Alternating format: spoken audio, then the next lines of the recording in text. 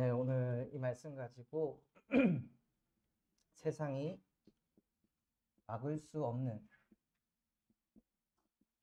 청년이라는 제목으로 하나님께 예배하도록 하겠습니다. 정말로 이 제목 그대로 세상에 어떤 문제가 와도 흔들리지 않고 쓰러지지 않고 오히려 세상이 무릎 꿇게 하는 그런 청년의 응답을 누리시기 바랍니다. 그래서 그 응답 누리기 위해서 우리 청년들이 살아있는 청년이 되시기 바랍니다. 하나님이 함께 하시면 아픈 게 사라져야 됩니까? 하나님이 함께 하시면은 취업돼야 됩니까? 하나님이 함께 하시면 돈이 생겨야 됩니까? 하나님이 함께 하시면은 이성 친구가 생겨야 됩니까? 진짜 이 복음을 가진 청년은요, 아픈데 또 아파도 하나님은 나와 함께 하신다. 이게 진짜 살아있는 청년입니다. 지금 막 취업 준비하는데 안 돼요. 그럼에도 하나님은 나와 함께 하신다. 아니, 직장 갔는데 어렵게 해서 직장 들어갔는데 막 말도 안 되는 일들, 말도 안 되는 처우 대우를 받을 때에도 하나님은 나와 함께 하신다. 이것이 되는 청년이 진짜 살아있는 청년입니다. 그래서 무엇을 누리냐? 하나님이 나와 함께 하시는 것을 누리는 청년이 되길 바랍니다. 그래서 응답 중에 응답은요, 어떤 상황 속에서도 창조주이신 하나님이 나와 함께하는 게 그냥 믿어져 버립니다. 뭐가 바뀌고 변화가 있어서 하나님이 함께 하신다가 아니라 바뀌는 게 없고 변화되는 게 없고 오히려 아픈 상황이, 오히려 지치는 현실이 계속 오는데도 불구하고, 아니, 나는 이 현실과 상황에 끌려갈 존재 아니고 창조주 하나님과 함께하는 하나님의 자녀다.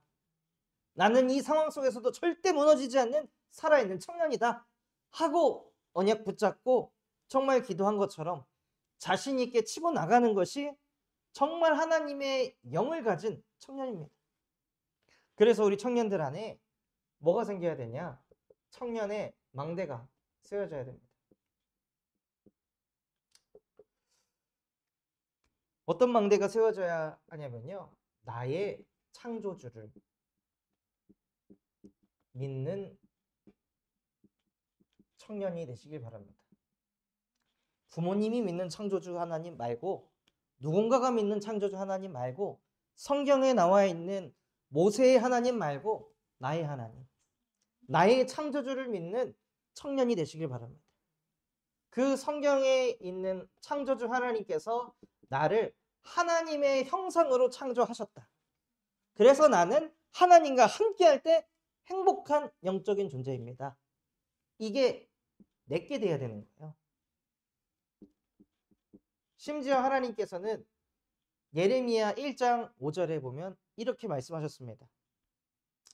네가 모태에 있기 전부터 내가 너를 지었다고 하셨어요. 즉, 우리 청년들은 계획된 존재입니다. 그냥 어쩌다가 부모님으로부터 태어난 존재가 아니라 창세전에 영세전에 우리 모든 청년들을 하나님이 세밀히 계획하셔서 지금 이 땅에 존재하고 있다는 거예요. 그럼 왜 계획하셨을까요? 하나님이 우리를 왜 계획하셔서 이 땅에 창조하셨을까요? 왜냐하면 저와 여러분은 하나님에게 꼭 필요한 존재이기 때문입니다. 필요하지 않는 걸 누가 계획해가지고 만들어내요. 치밀한 계획 속에서 뭔가를 만들어냈다는 것은 정말 이게 필요하기 때문에 완벽한 계획을 통해 뭔가를 만들어내잖아요. 하나님이 창세 전부터 계획하시고 모태에 있기 전부터 우리를 계획하신 이유는 하나님에게 우리가 꼭 필요하기 때문입니다. 왜 필요하냐? 하나님께서 우리 청년들을 통해서만 하실 수 있는 일이 있습니다. 제가 하고 싶어도 절대로 하지 못하는 일. 그 일이 무엇입니까? 여러분 주변에 하나님 만나지 못해서 죽어가는 영혼들은 여러분만 살릴 수 있습니다.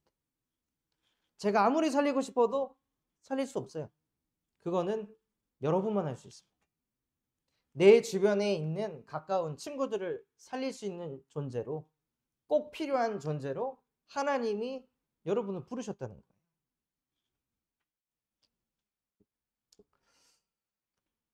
이번에 현장에서 한 청년에게 복음이 증거됐는데, 이 청년이 25인데 카페 사장이에요. 그 더리터 이거 운영하는 사장인데, 복음을 전하니까 이 친구가 하는 얘기가, 안 그래도 지금 교회 안 나간 지 10년 정도 됐는데 교회를 가고 싶었다. 그런데 딱 그 타이밍에 전도자를 하나님이 보내셔가지고 복음 받고 영접하고 하나님 자녀 되고, 그 교회 가서 신앙생활 하고 싶습니다. 이번 주부터 가겠습니다. 하고 하나님이 문을 여시더라고요. 그러니까 우리 주변에 우리가 몰라서 그렇지 실제 마음속으로는 엄청 시달리고 갈급한 영혼들이 너무 많다는 거예요. 근데 내가 하나님에게 꼭 필요한 존재라는 것을 깨닫지 못하면은 안 보이네.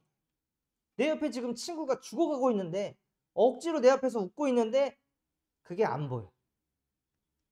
원래 잘 웃던 애가 표정이 안 좋으면 인지해야 될 거 아니에요. 얘가 지금 뭔가 어렵구나, 힘들구나. 왜 그럴까요, 하나님? 기도 속으로 들어가야 되는데요. 내가 하나님에게 계획된 존재인지 깨닫지 못하고 하나님에게 꼭 필요한 존재로 쓰임을 받지 못하면 그런 사람들이 옆에 아무리 많아도 안 보이는. 왜냐하면요, 많은 청년들이 나의 문제를 모르는 청년으로 살고 있기 때문이에요. 진짜 나의 문제가 무엇입니까? 취업이, 또 학업이, 또 직장의 갈등이 그게 문제입니까? 진짜 문제는 그것을 문제로만 볼 수밖에 없는, 그 속에서 하나님이 내게 주시는 메시지가 있는데 모든 것을 그냥 나 중심으로 생각해서 불신앙하고 있는 내 영적인 상태가 진짜 문제라는 거예요. 그래서 계속 불신앙을 하니까 어디로 끌려가냐? 죄에 끌려갑니다. 그래서 하나님의 영광을 보지 못하고 내가 이 현장에 왜 꼭 필요한 존재인지 깨닫지 못하고 그냥 하루하루 사는 거예요. 내가 오늘 자고 눈 떠서 사는 이유가 뭔지 모르고 그냥 하루하루 사는 거예요. 그냥 난 대학생이니까 아침에 자고 일어나면 그냥 학교 가야지. 그럼 뭐 초등학생하고 차이가 뭐가 나는 거야? 자고 일어났으니까 나는 직장인이니까 난 직장 가야지. 진짜 아무 의식 없이 그냥 하루하루 그냥 사는 거야. 그 사람이랑 이번에 전도 현장에서 만난 한 어르신이 나이가 80 한 4, 50, 80 한 5세 정도 되시는데 얼굴은 그 60대 중반 같은, 관리를 엄청 잘해서 몸도 좋고 얼굴 막 광 나고 마스크팩은 뭐 평소에 얼마나 하시는지. 그런데 와이프도 아직 안 죽어.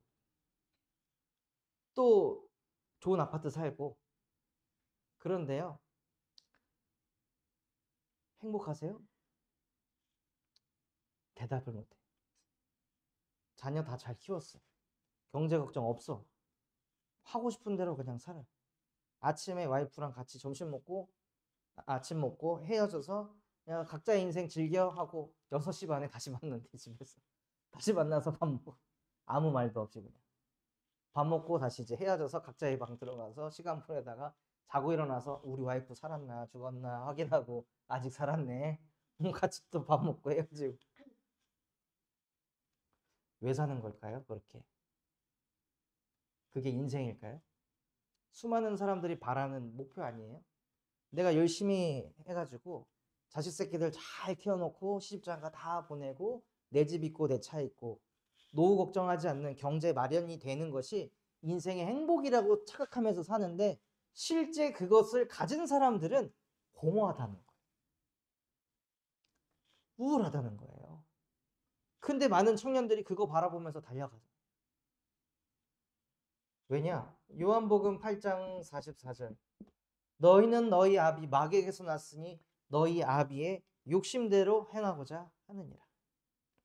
그래서 진리 앞에 서지 못해가지고 인간은 하나님과 함께할 때 행복한 존재인데 자꾸 세상 것을 가져야 행복하다고 착각하는 거예요. 그러니 뭐가 안 되냐? 예배가 안 돼요. 마음의 불신앙을 가지고 있으니까 하나님의 말씀이 들려져도 실제 이 말씀이 내 안에 새겨져서 그 말씀 붙잡고 기도가 안 되는 거예요. 기도는 하나님이 내게 주신 말씀 가지고 하나님과 소통하는 거예요. 나의 필요를 구하는 게 아니라 하나님이 내게 주신 말씀 가지고 하나님과 대화를 나누는 거예요. 그래서 그 말씀을 이루기 위해 주님 내가 무엇을 해야 될까요? 이 말씀 왜 들리게 하셨어요? 이 말씀이 실제 내 삶 속에서 이루어지려면 나는 무엇을 도전해야 될까요? 그러면서 기도하면서 진짜 기도 제목을 찾아가는 거예요. 그러면 하나님이 주시는 응답을 가지고 무엇을 하게 되냐? 내 주변에 있는 사람들에게 복음을 전하는 전도를 하게 되는 건데 예배가 안 되고 기도가 안 되니까 전도 안 되죠. 전도하려고 하잖아요. 그거 전도가 아닌 거예요. 전도는 하나님이 하시는 거예요. 하나님이 그 사람의 마음을 움직이시는 거예요. 나는 그냥 기도하고 있는데 하나님이 그 사람의 마음을 바꾸시는 거예요. 우리가 지금 출애굽기 9장 계속 읽는데 무슨 내용이 나와요? 여호와께서 바로의 마음을 완악하게 하시고 근데 그 여호와께서 그 사람의 마음을 강팍하게 했는데 내가 그 사람 뭐 좋은 거 챙겨주고 항상 뭐 전화하고 한다고 해서 그 마음이 풀리는 게 아니라니까. 그래서 진짜 문제는 무엇이냐? 이미 내가 하나님의 말씀에 불신앙하고 있는 나의 영적 상태가 진짜 문제라는 거예요. 복음 가진 청년이 예배가 안 되고 기도 안 되고 전도 안 되잖아요. 그러면 그 청년의 인생은 반드시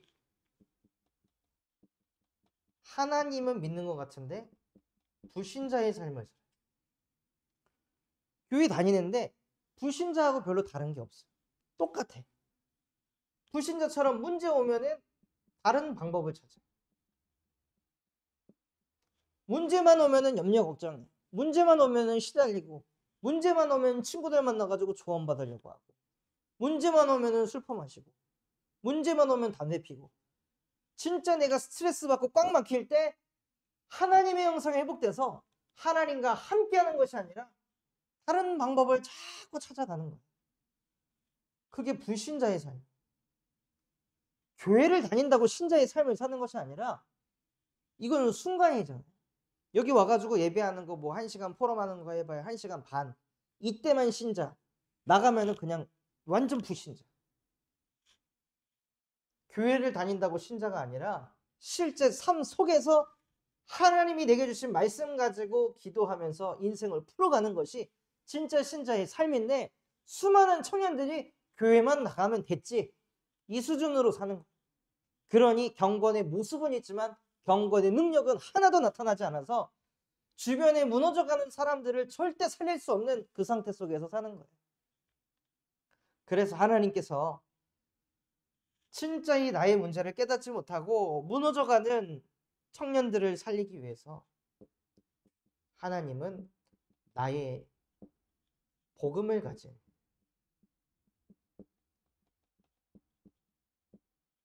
청년이 되기를 바라십니다. 우리 대청부에 모여있는 청년들의 마음속에 정말로 부모님의 복음 말고 나를 살리신 예수 그리스도의 복음이 회복되시는 은혜가 있으시길 바랍니다. 진짜 나 자신에게 질문을 해보세요. 나는 예수를 누구라 생각하나? 나는 진짜 예수를 어떻게 믿나?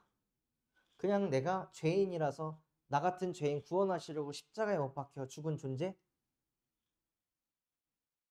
그래서 그냥 고마운 존재?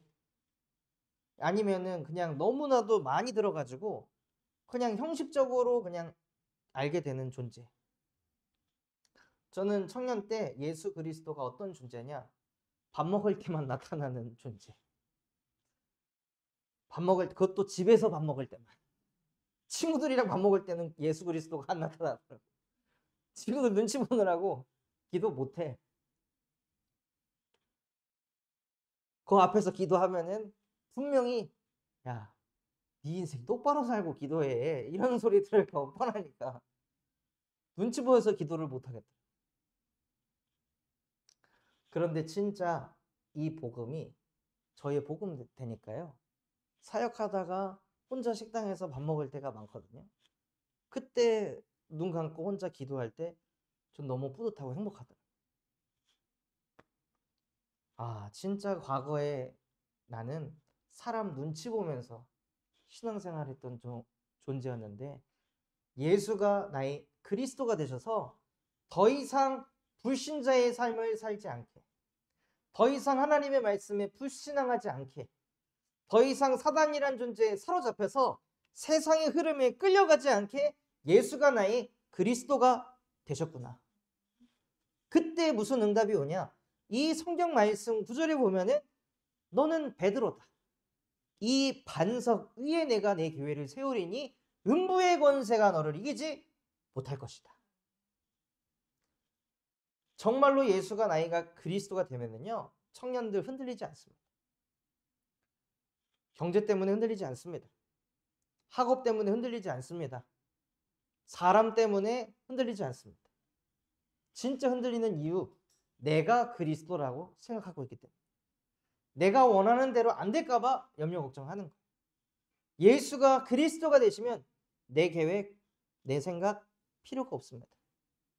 오히려 그게 나를 불신앙하게 만든다는 것을 깨닫게 됩니다. 그래서 예수가 진짜 우리의 그리스도가 되시면 마태복음 6장 33절 말씀처럼 너희는 먼저 그의 나라와 그의 의를 구하여라.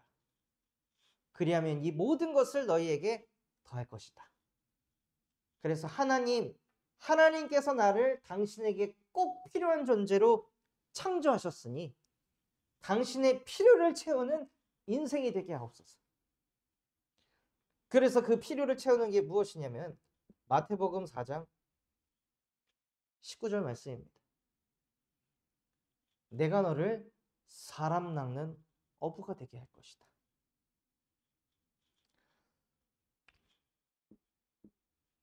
현장에 아까도 강단에서 잠깐 전했지만 현장에서 사람을 진짜 낚는 강력계 형사인데 진짜 사람의 시신을 건져 올리는 그런 일을 하는 사람, 그런 일을 하는 그 형사분들 영적 문제가 오는 자꾸 시체 보니까 그게 쌓여가지고 그게 왔을 때 그리스도의 이름으로 씻어내야 되는데 그걸 자꾸 마음에 담고 있으니까요. 나중에는 막 뭐가 보이는 거예요, 형사들이. 뭐가 들리는 거예요. 그거 어떻게 할 거냐 이거예요. 그래서 진짜 복음이 나의 복음이 돼서 육신을 건지는 게 아니라 영이 흑암에게 잡혀서 끌려가고 있는 그 영을 살려내는 그러한 청년으로 저와 여러분을 부르셨다는 것입니다. 그래서 우리 청년들이 어떤 청년이 되어야 되냐면 복음을 전하는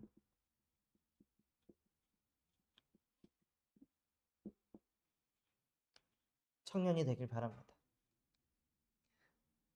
복음을 어떻게 전하냐? 오늘을 통해서. 진짜 우리 청년들이 도전해 보시기 바랍니다.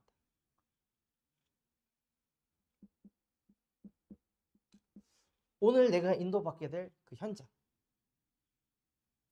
그 현장을 먼저 적고 내가 만날 사람을 먼저 적고 그 사람의 상태를 먼저 적고 그 다음에 하나님이 내게 주신 말씀을 묵상하는 거예요. 그러면 진짜 어떤 일이 벌어지냐면요.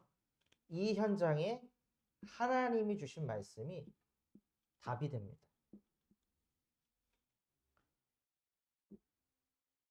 그래서 그 답을 가지고 무엇하냐? 기도하는 거예요. 하나님, 오늘 내게 주신 이 답이 이 현장에 선포되게 하옵소서. 내게 주신 이 답이 이 현장에 진짜 증거되어질 수 있도록 문을 열어주시옵소서. 답이 됐다고 현장에서 내가 오늘 너에게 전해줄 답이 있다. 이번에 전도 캠프를 하는데 어떤 한 청년이 내가 너에게 오늘 구원의 길을 말해주고 싶다. 그러니 오늘 목사님 한번 만나볼래? 그리고 지금까지도 연락이 오지 않는, 전화를 해도 전화를 받지 않고 문자를 해도 문자를 받지도 않는, 그래서 친구 한 명이 이렇다면서, 전도는 내가 막 하려고 하는 것이 아니라 여러분이 진짜 나의 현장을 두고 적고 말씀을 묵상하고 있을 때 하나님이 그거에 응답하셔서 그 말을 하게끔 환경과 상황을 만드십니다. 그게 하나님이 하시는 전도예요. 그리고 그걸 하다 보면은 여러분에게 무엇이 생기냐? 하나님의 마음이 생깁니다.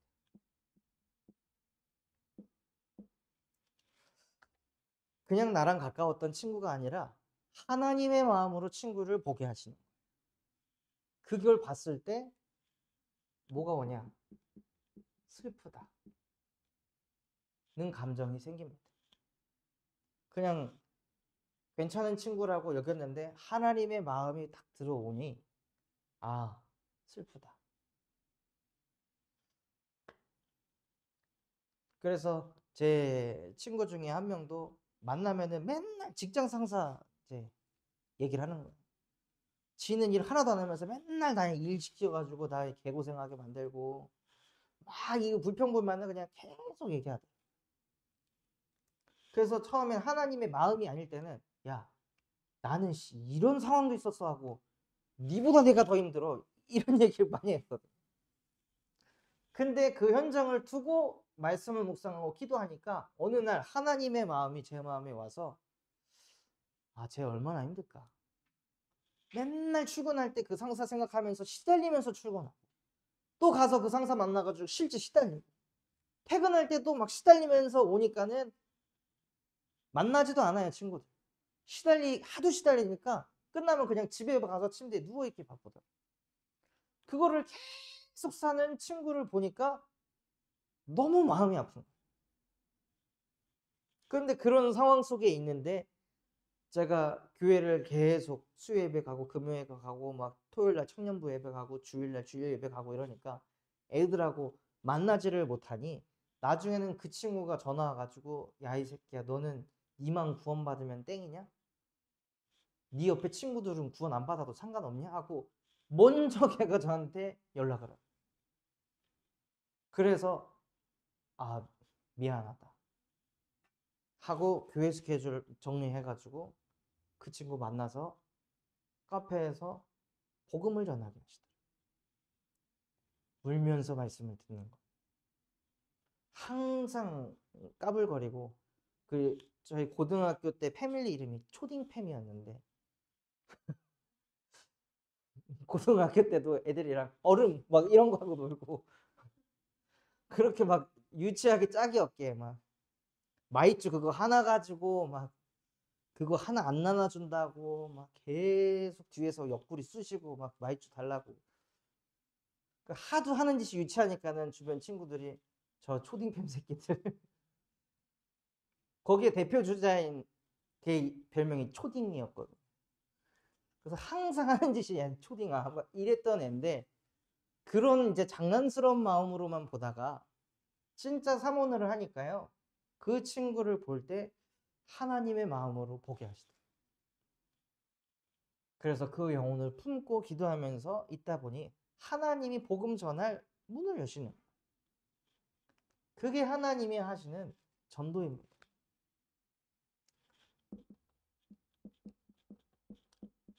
또 진짜 우리 청년들은 복음을 전하기 위해서 현장을 분석할 수 있는 지혜가 있어요. 대학을 다닌다면 그 대학만이 가지고 있는 어떤 특성이 있고 또 그 대학에 학과가 있잖아요. 또 학과 안에도 반이 있는데 여기에 흐르고 있는 흐름이 있습니다. 그 흐름이 보일 때 하나님께서 주시는 메시지가 달라져요. 제가 다녔던 대학은 한국 폴리텍 대학이라는 곳이었어요. 컴퓨터 정보과 저희 반. 늘 애들 와서 뭐 하냐?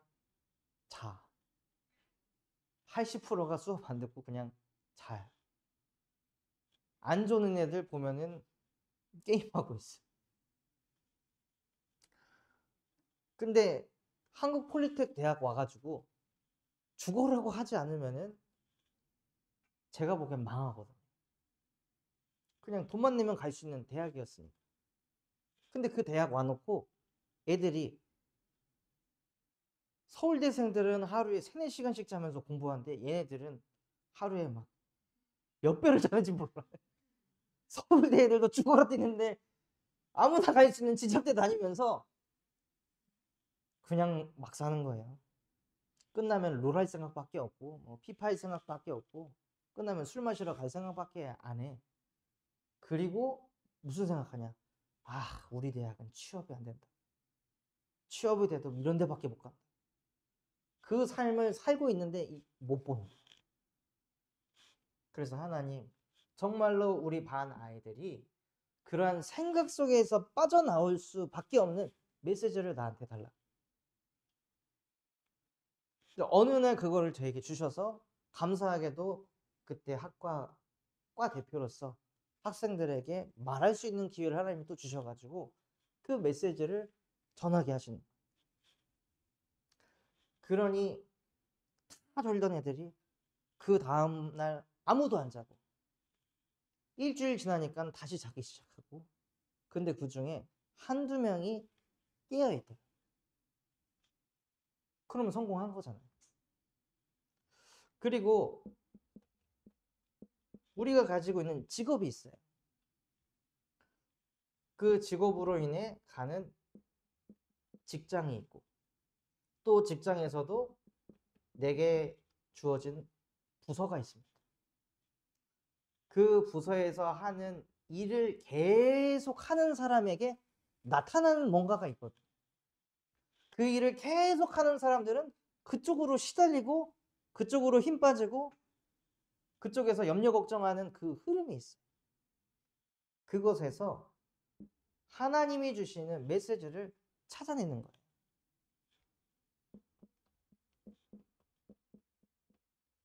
그래서 그 메시지를 가지고 있을 때 하나님이 그 사람을 통해 현장을 살리십니다.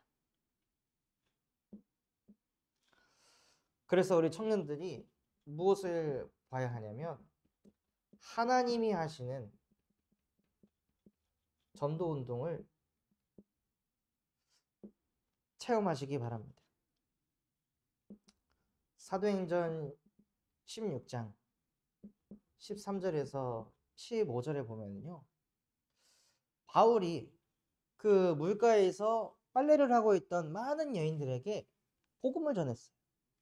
그런데 그 많은 여인들 중에서 루디아라는 한 여자의 마음속에 하나님이 마음의 문을 여셔가지고 무엇을 하게 하냐? 나 말고 내 가족들한테도 이것 좀 전해달라.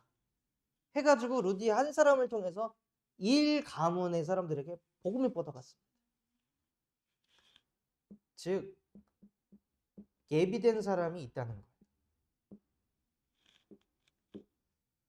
우리 청년들의 친구들 중에 분명히 하나님께서 예비한 사람이 있다는 겁니다. 이거는 내가 믿게 하려고 노력하지 않아도 그냥 그 사람의 마음은 하나님께서 믿어지게 하세요.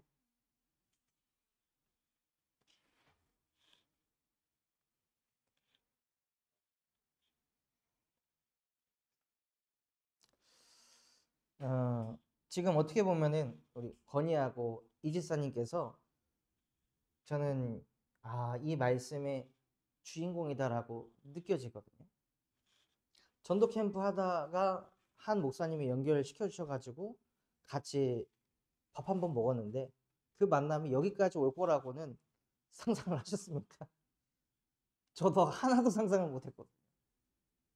근데 하나님께서 마음의 문을 여셔가지고 여기까지 인도받게 하시는 거예요. 그러니까 현장에는 그렇게 하나님께서 예비한 사람이 있다는 겁니다.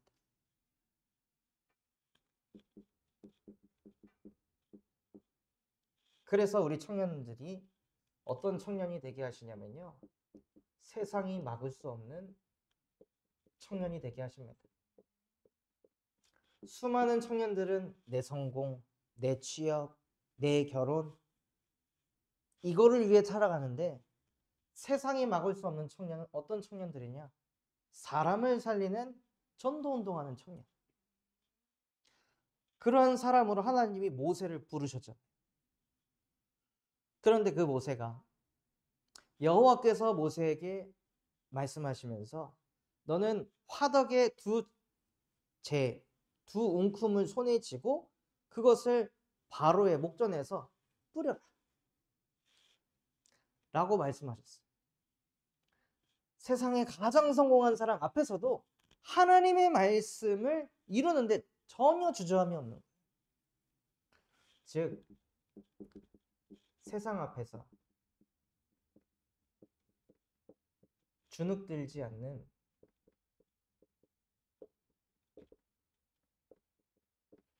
청년의 응답을 주셨습니다.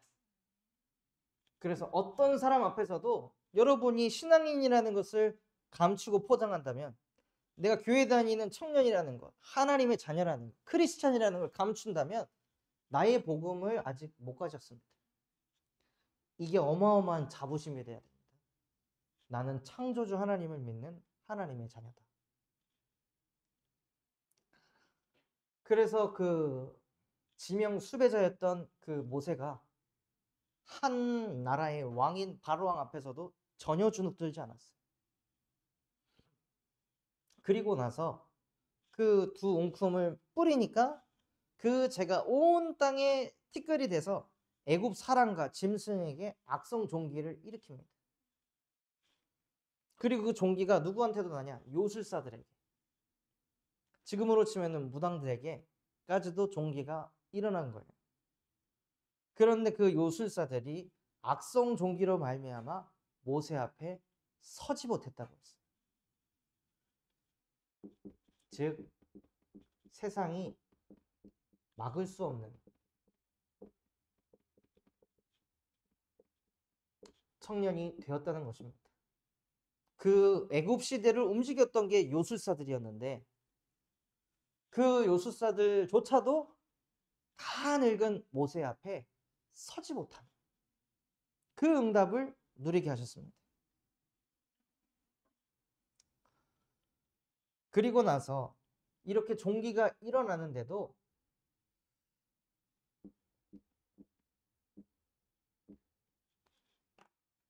여호와께서는 무엇을 하셨냐? 여호와께서 바로의 마음을 완악하게 하셨습니다.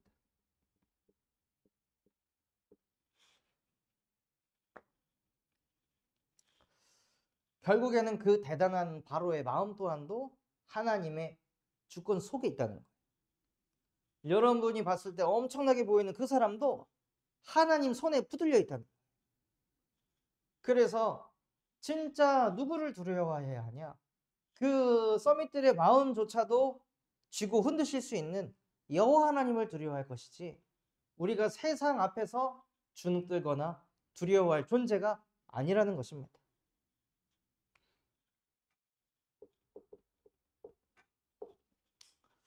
그래서 결론으로 우리 청년들이 진짜 묵상해봤으면 하는 게요.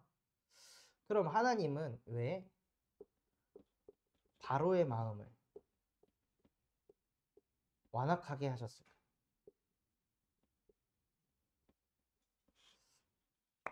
좀 풀어주지. 왜 이렇게 자꾸 완악하게 하셔가지고 제한 계속 맞는데도 정신 못 차리고 자기 고집불통인 상태로 왜 하나님께서 바로의 마음을 저렇게 완악하게 하셨을까? 그것을 한번 묵상해보고 답을 얻는 한 주가 되시기 바랍니다. 하나님 아버지 감사합니다. 정말로 우리 청년들이 세상이 막을 수 없는 청년 되어질 수 있도록 은혜를 베풀어 주시옵소서. 많은 청년들이 나를 위해, 돈을 위해, 워라밸을 위해, 또 노후를 위하여서 달려갑니다. 우리 청년들은 많은 사람 살리는 전도운동을 위해 달려가는 세상이 막을 수 없고 세상이 감당치 못하는 청년들로 축복하여 주시옵소서. 그래서 정말 우리 대청부를 통해 청년 전도운동이 일어나서 대한민국의 재앙을 막고 이 시대의 재앙을 막는 그 일에 쓰임받을 수 있도록 축복하여 주시옵소서. 지금도 살아서 우리와 함께 하시는 예수 그리스도의 이름으로 기도합니다. 아멘.